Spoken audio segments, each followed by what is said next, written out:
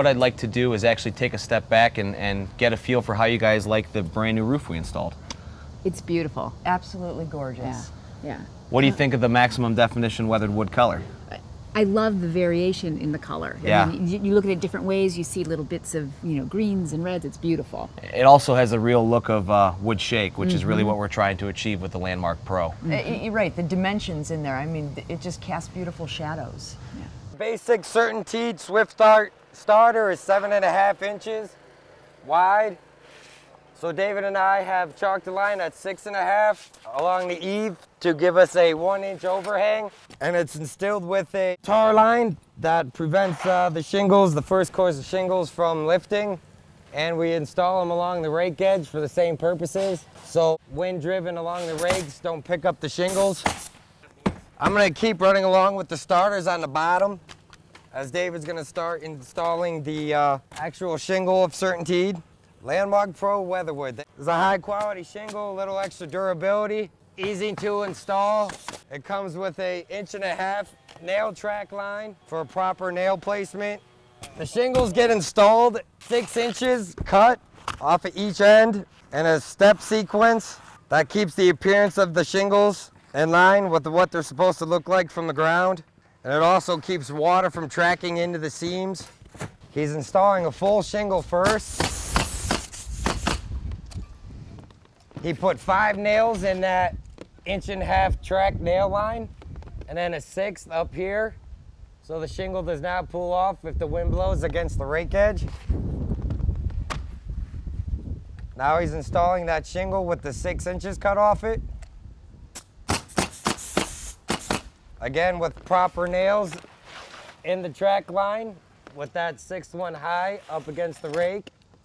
He's installing the 3rd shingle.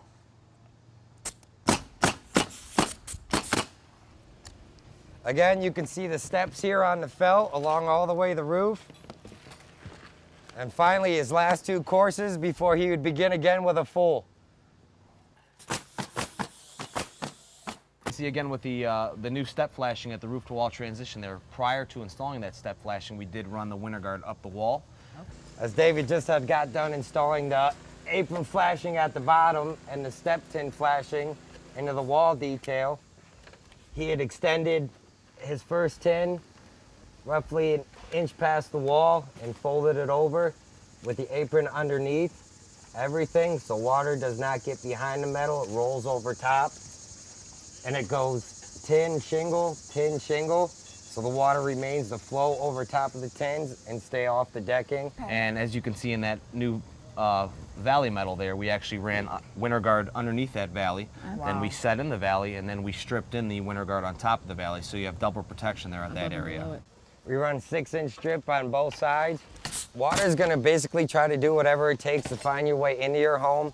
So we take every precaution when it comes to any flashing or metal detail by installing winter guard along any protrusions, flashings, skylights. And David has installed his first 2 shingles, and he's going to show us that we always recommend cropping the top corner so the water would continue to flow off the decking into the center of the valley where you would like the water to be instead of back towards decking, which could fall into your home.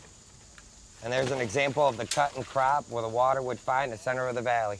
Another feature that I know we'd mentioned earlier was the lack of ventilation on the home. Yes. Now we were able to correct that, and the way we did that was by opening up the ridge at the peak and putting on Air Vent brand Shingle Vent 2, and then also the CertainTeed Shadow Ridge cap, which is a really nice accessory product for the CertainTeed Landmark Pro. As far as the intake, what we had to do is when we had the roof open, you remember how we were tearing all that wood out? Yes. Well, the access for the air to flow into there was actually closed, so we opened that up. Okay. And it is open right now, and what we're going to eventually do is cover that with the CertainTeed InvisiVent. Oh, right, you showed us that. And we're actually going to beat and double FHA requirements, and we're going to go for 1/150, which is the best you can get as far as ventilation requirements. So we're good there.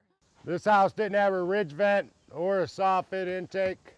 We open up the ridge 1 inch on each side to allow for the airflow, and your ridge vent works as a exhaust, which takes out your hot air. The Shingle Vent 2 by CertainTeed is a very easy product to install.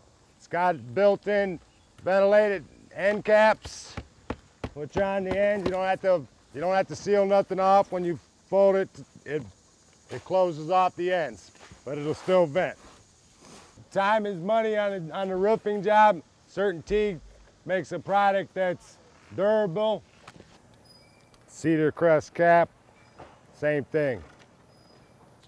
Just seals good, got a real good seal on the back. Nice and good thick tar back there seals. As soon as the heat gets to it, it's going to seal, you're not going to pull it up.